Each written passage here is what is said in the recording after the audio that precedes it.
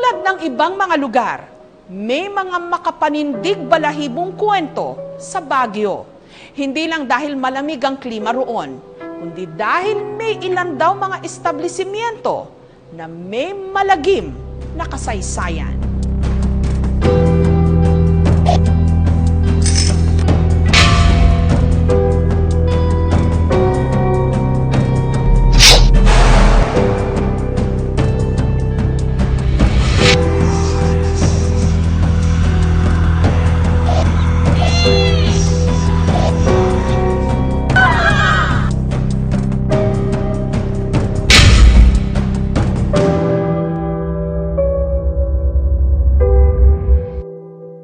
Ako po si Saint Bondok, 25 years old, taga Pangasinan.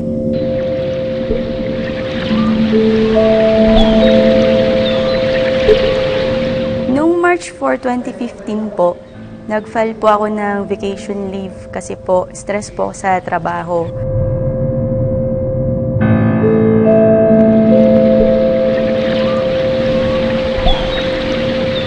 Dalaw po kaming nagpunta dito sa Baguio. Kasi po malamig, tapos maganda po yung ambience.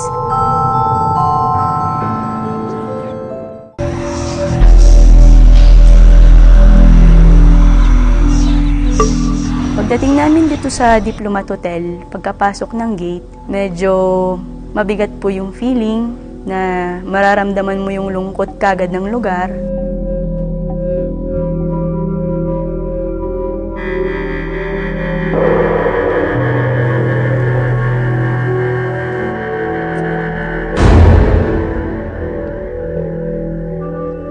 Tapos sobrang tahimik.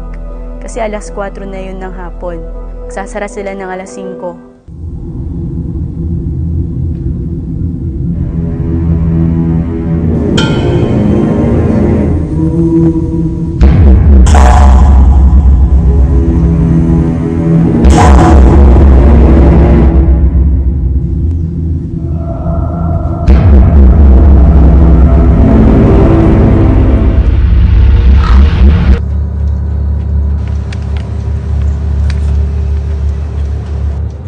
Tara?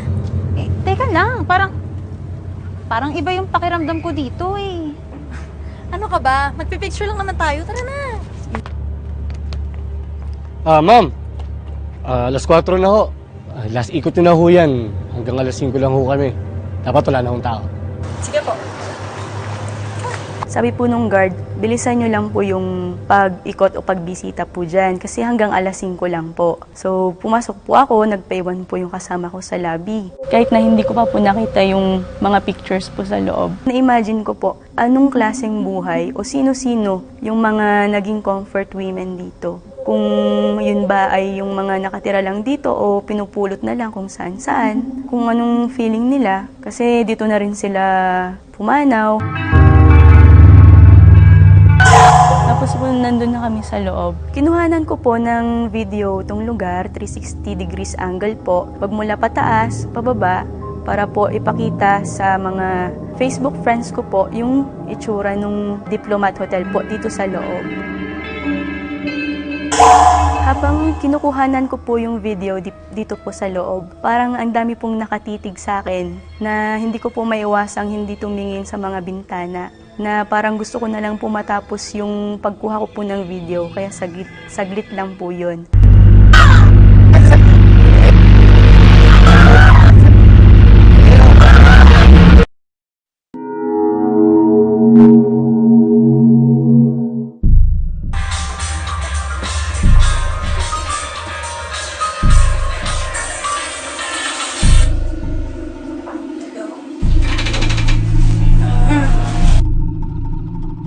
Opo, bakit po? Seryoso po kayo eh. Last year pa po yan nung pinost ko eh. Nung nakuhanan ko po yung video, pinost ko po yun kagad sa Facebook. Tapos ang dami pong nag-comment na, nakakatakot pala dyan ate. Ate, wala ka bang nakita? Tapos yung iba, nanggaling na ako dyan, ang bigat ng feeling, no? Yun po, wala talaga akong napansin nung unang post ko po nung video. After 1 year, nirepost ko po yung video o yung tinatawag nating throwback. Yung unang nag-comment po sa video clip ko po na yun, sabi niya, may kasama ka ba dyan? Tapos nireplyan ko kagad, wala po, bakit? Sabi ko, kuya naman huwag kang manakot. Na yun po, nag-message na lang po ako sa inbox po niya na, kuya may nakita ka ba talaga? Kasi ikaw lang nag-comment niyan ikaw lang nakakita. Ang na-reply niya, isang image po, in-screen capture niya po yung certain na image po na yun. Kaya nireplay ko po yung video, nakita ko na may nahagip po pala talaga ako.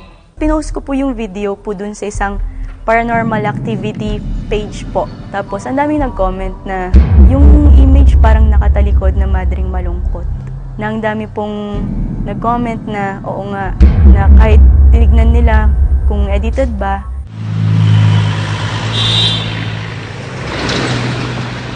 after ko po nanggaling dito sa Diplomat Hotel, nung umuwi po ako ng bahay, mas naging active po magparamdam yung mga entity sa akin.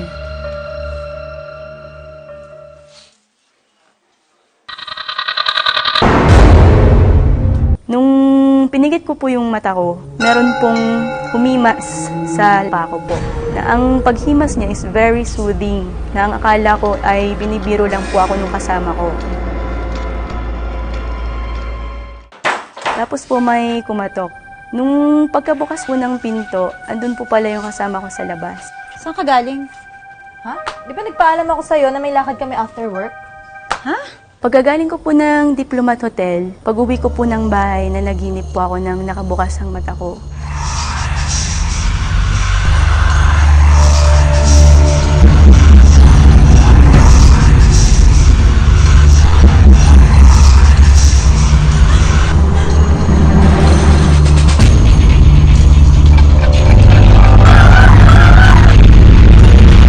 Nahirapan po akong huminga dahil takot po ako dun sa babae nung sinabi niyang dun na lang po ako sa lugar nila at siya na lang po ang papalit dun sa katawan ko po. Nung pinipilit ko pong gumising, na kahit kinukurot ko na yung sarili ko, sumisigaw, hindi po ako magising-gising hanggang sa may tumawag ng pangalan ko na Sane. Nung narinig ko yung pangalan ko, bigla po akong napadilat.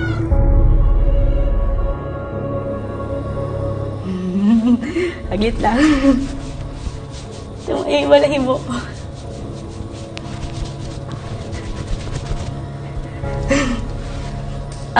Nakuhanan ko po yung image po sa unang pinto. Ano pakiramdam mo ngayon? Tumayo lahat ng balahibo ko.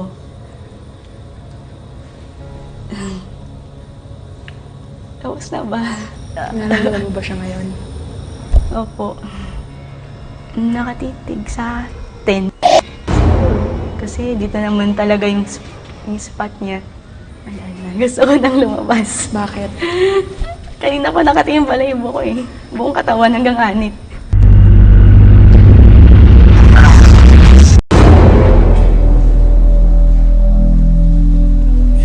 Ako po si Janelle Montero. Pumunta po kami ng Baguio para po umattend po ng YNCA National Congress for College Students. Papunta kami ng Diplomat, parang lumalamig na ng lumalamig. Bali una, nag-picture muna kami. Picture ng picture. Hindi ko namamalayan na feeling ko may mga nakaano sa amin, nakapalibot.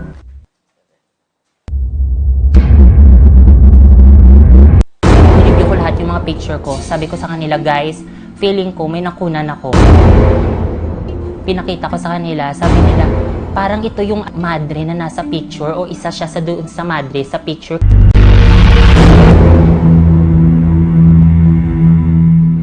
Hi, I'm Andrea Tatad. I'm one of the 2 assistant directors for Diplomat Hotel.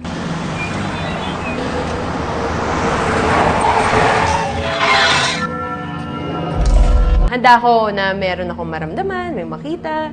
So, parang na-acknowledge ko na lang, pero okay, sige, tuloy lang tayo. Pasensya na ako, nakikistorbo kami. Parang masabi kong pryly kasi period na period yung dating niya eh. Hindi lang siya normal na naka-t-shirt or ano, talagang parang may naka-kwelyong ganyan. Pwedeng nabulabog, pwede kasi matagal na silang nananahimik doon sa lugar na yun. Pwedeng dumaan lang sila, pwedeng nakiusyoso sa shooting, ganon.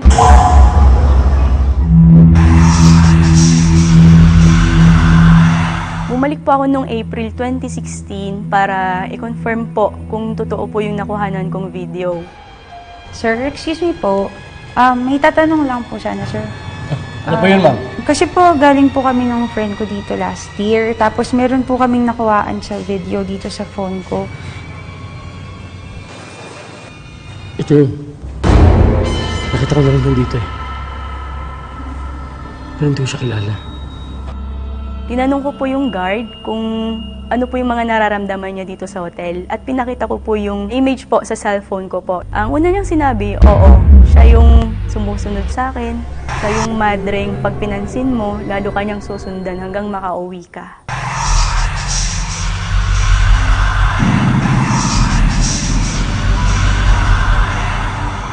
Ako po si Rodrigo E. Pagador Jr., 29 years old.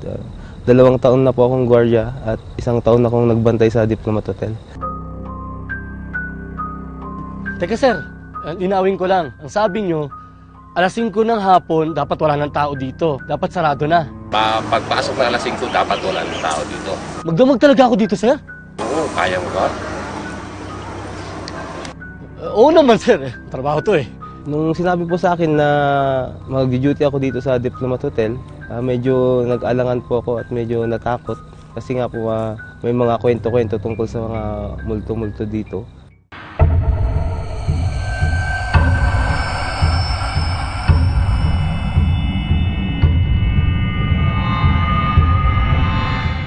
Bali po may pumunta po ditong babae. May pinakita po siya sa aking video. Nung tinignan ko po yung video, parehas na parehas po yung nakita ko at saka yung nasa video. Kaya nagulat po ako na kinilabutan. Karaniwan po sa mga namamasyal po dito ng mga turista, yung nasisira po yung mga phone nila or kaya nagbi-video sila or nagpi-picture, hindi po nagsisave sa gallery or bigla pong nag-drain yung battery ng cellphone nila. May mga nagsasabi din sa akin na may nakuhanan sila ng picture.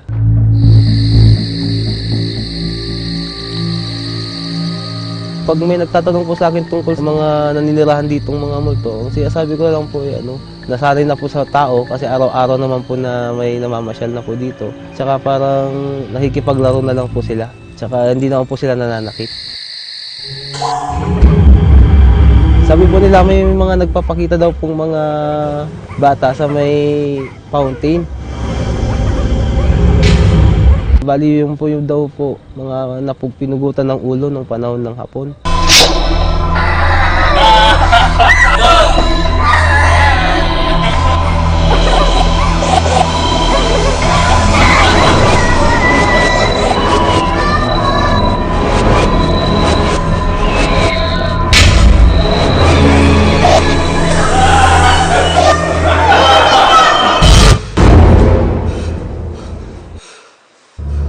Paikot-ikot lang po yung mga bata sa baba, naglalaro. Kasi sabi po nila, yun daw po yung bloody fountain. Marami po kasing mga pinugutan ng ulo. Karamihan po bata sa fountain na yun mamang panahon po ng hapon.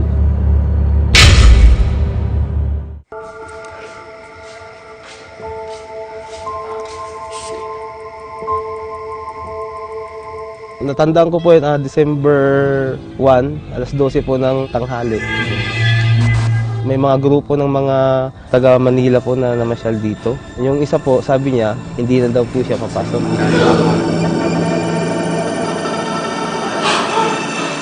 Yung nagpaiwan, umiikot lang po siya dito mag-isa niya, naglalakad. Nakita po namin na tumatawa siyang mag-isa. Then kinabahan na po yung mga kasama niya, kaya bumaba na po sila.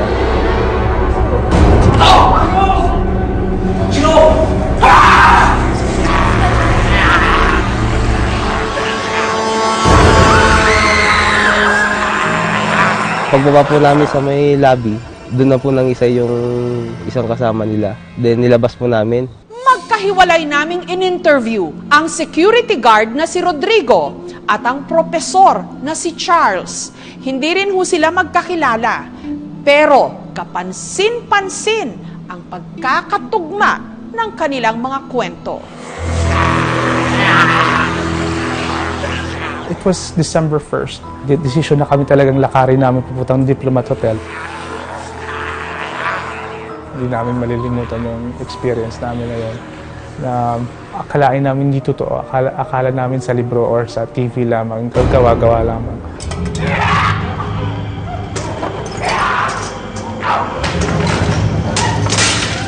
Nawalan siya ng malay. Tapos biglang umiba ang boses niya.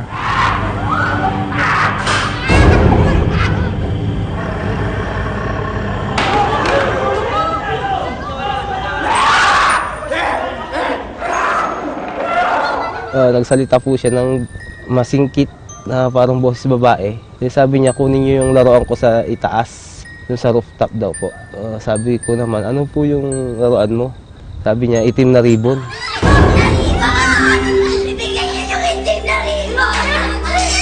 Sinabi niya po mismo kung saan banda ko makikita sa may silong daw po ng upuan. Nakyat ko po, pagtingin ko sa silong ng upuan, meron po ako nakitang itim na ribbon. Nung narinig ko na po yung boses niya na parang boses babae, saka po yung pinakuha niya yung ribbon sa taas, hindi naman po siya umakyat. Yun na po, parang kinalaburan na po ako at natakot.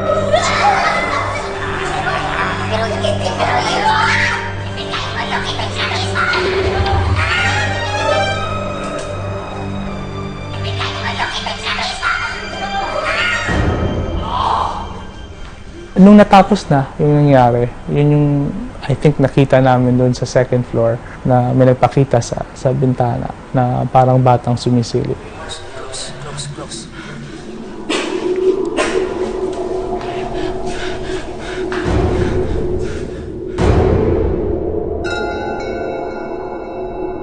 Pag sa gabi po, pag umikot po kami dito, madilim, wala pong ilaw dyan sa loob.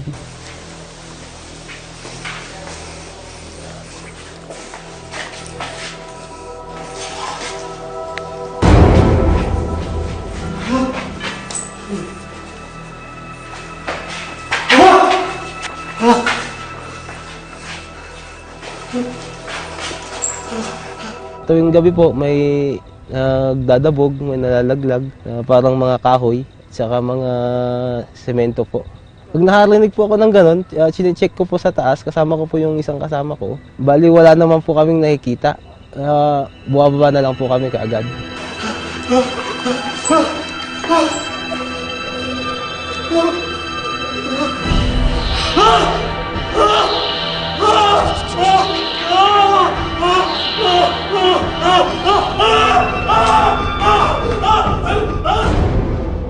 Isang siglo na ang lumipas mula nung itinayo ang Diplomat Hotel. Pero bago raw ito naging hotel, bahay bakasyunan ito ng mga pare at ng mga madre. Ako po si Arturo A. Alhambra. Ako po isang historian po ng Baguio. Kaya maraming umakyat dito sa Baguio na turista dahil ang Baguio po is the summer capital of the Philippines. Bukod dyan, meron din itong mga ghost hunting activities na nangyayari dito sa Baguio.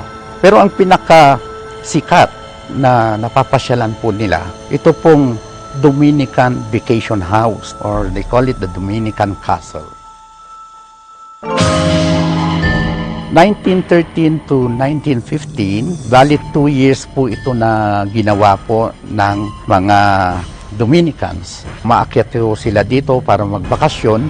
Yung mga iba naman, dito na rin ho sila nagre-retire. Hindi lang po pare ang mga nakatira po dito, meron rin ho tayong mga Dominican sisters. Hanggang sa nasalakay ho nila ang Baguio itong mga Hapones. Yung mga pare po at yung madre pinaghiwalay po yan, doon ho nangyari po yung pagpugot ng ulo ng mga pare.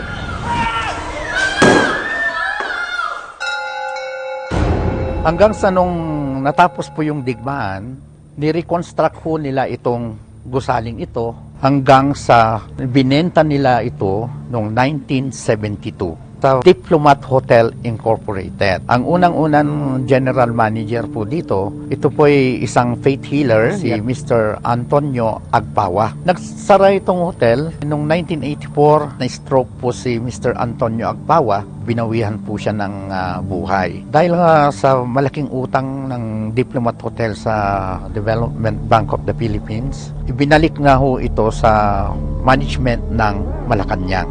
Nung hinawakan po ng Malacanang po ito, naging abandon po itong gusali na ito. Hanggang sa umabot na rin yung earthquake ng July 16, 1990, mas lalong nagkaroon na mas maraming sira. Ako si Ana de la Cruz, isang psychic.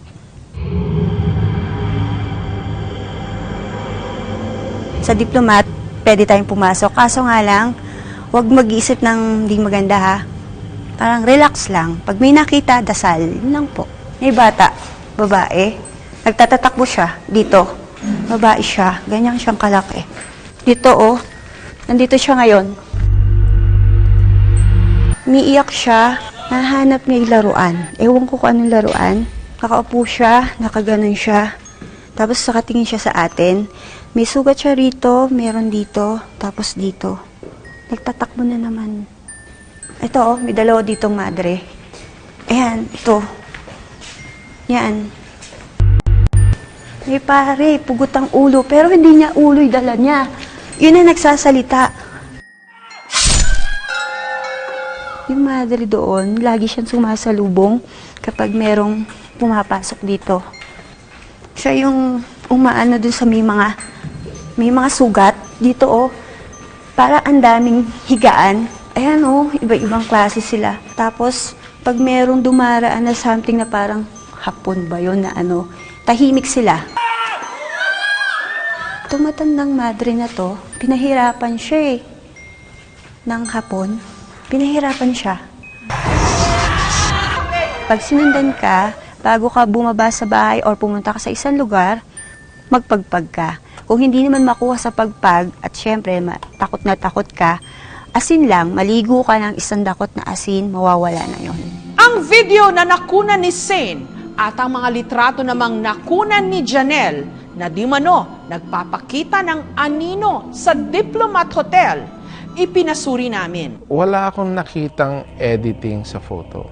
Pag in-edit yung photo, let's say pinatong yung shadow, ganun, makikita mo yung bleeding. Pag sinave siya, magkakaroon ng bleeding sa ibang edges na iba yung kulay. Questionable siya, pero hindi ko rin masasabing hindi paranormal. Pero pag pinag-uusapan yung pag-edit ng photo, wala akong nakitang editing na fake na pinasok sa photo. For me, totoo siya kasi wala na yung tao dun sa time na yun eh. At saka yung guard, nasa labas siya. Kaya totoo siya yung picture. Unang pumasok sa akin is mold siya sa glass. Parang na-form siya because of shadows ng tree tsaka mold sa glass. Wala akong nakitang paranormal sa ulo na yan. Yung image na yun, pwede din kasing napinta na yun ng utak mo dahil yun yung sinasabi ng maraming tao. Na ano na sa'yo eh, parang sinet up na sa utak mo eh. Pero pwede ding totoo. Yung selfie video naman, noong unang glance, wala akong nakita. Hindi ko nakita yung sinasabing madre sa likod. Pero yan, nung tinuro na sa akin at slinomo, okay, napansin ko nga parang may tao. Kaya lang, pag titingnan mo yung video, treated na siya, hindi na siya yung raw.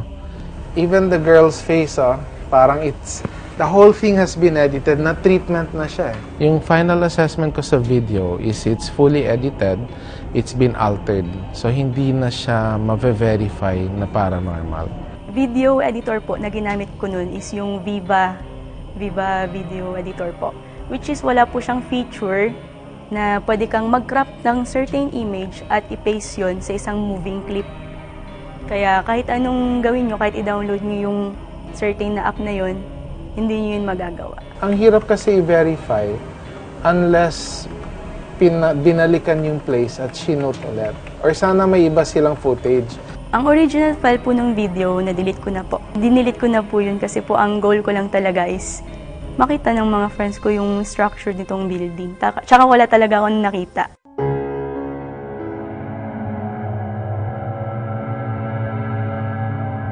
Ako si Father Jeffrey Habano, Parish Priest ng St. Vincent Ferrer Parish.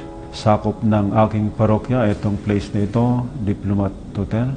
Sa tingin ko, dalawang posible doon. Pwedeng totoo, pwedeng hindi.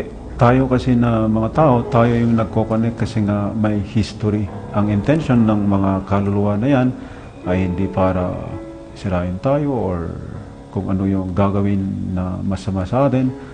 Sa tingin ko, kaya sila nagpaparamdam kasi kailangan talaga nila yung prayer natin. Kung sino man po yung nakuhanan ko po sa picture, sana po matahimik na po kayo. Sana po, after po nung makuhanan po yung video na to, yung episode na to, matahimik na po yung mga kaluluwang nandito, bigyan sila ng peace at mapuntahan nila yung dapat nilang paroroonan. Parang katulad naman ng buhay na tao, ayaw mo nabubulabog ka kung nasa teritoryo ka nila. So, parang siguro dapat alam mo kung anong yung limitasyon bilang bisita, 'di ba? Alam mo na kung ano yung respeto kumbaga sa lugar. Dapat silang irespeto. Huwag silang anuhan yung bang gambalain kasi dati na sila rito, mas nauna sila sa atin. Noon, napakadami. Talaga asin ang dami. Active na active sila. Kasi kaya sila kumonte, sa dami ng taong pumupunta rito, nakakahatak yung ibang tao na kaya sumasama. Pag sumama naman sila, akala nila, yung sinama nila, babalik dito. Hindi. Naiiwan sila kung saan man pumunta yung tao na yun. Ang Diplomat Hotel, hindi dapat katakutan itong lugar na ito. Dahil napakaganda nitong location nito. Makikita nyo po dito yung bird's eye view ng City of Baguio. Kaya open po ito. Open po. Wala ko dapat katakutan. Tapos ginagamit rin po ito na pinagsushootingan.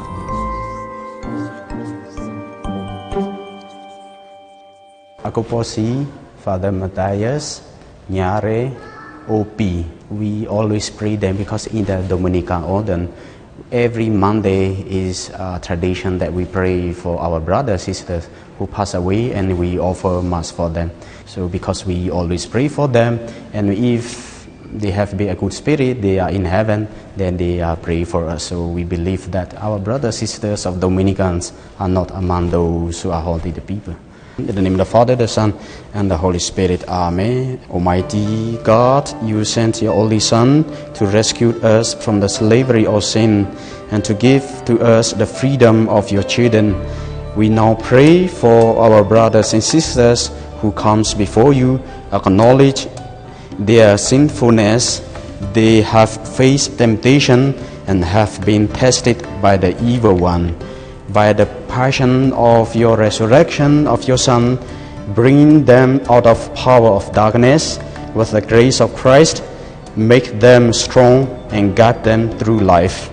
We ask this through Christ our Lord. Amen.